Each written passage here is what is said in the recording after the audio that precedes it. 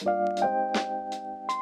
know, I've been thinking a lot about food insecurity, and Feeding America came up with this report where it says that 14% of residents here in Bexar County are experiencing food insecurity. What is Mitch and Local Sprout doing to address food insecurity in San Antonio?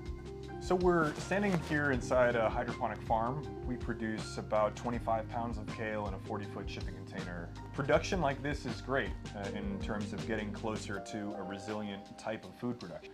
We know that there is huge amounts of produce around in the world. Healthy foods exist. Yep. It's just getting them to populations that want them. To the right people, yeah. So what we did is try to make it cheaper for produce distributors to deliver. And we added some cost-sharing mechanisms by the city in order to reduce cost to get those produce shipments to the convenience stores. And then we worked with private donors to get access to refrigerators and other cold storage. So we started in about 7 stores 3-4 years ago now. And now it's in 40 stores, and it moves 40 stores, and it moves about 9 tons of produce every month. That's incredible. That's incredible. So we can produce a huge volume of crops all year long with no real seasonal effects. And in my opinion, this is what a better future looks like. This is a better future, absolutely.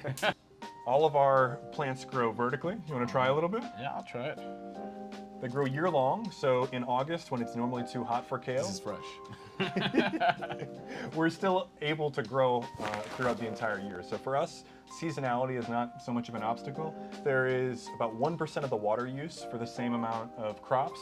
No pesticides ever, no herbicides ever, none of the nutrients or fertilizers. better. I think so. There's certain crops that I think the cities of the future we're going to be producing mostly downtown close to the end user. Leafy greens, tomatoes, cucumbers, bell peppers, any herbs, probably mushrooms, eventually crickets, maybe algae. Yeah. But there's certain crops that aren't going to switch over to this indoor controlled environment type system.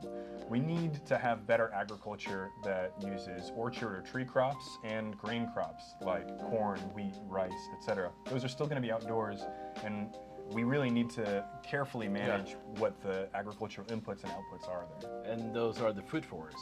Food forests, I think, are a great start. That's amazing. We need to check it out. Yeah, do you want to go? Let's go.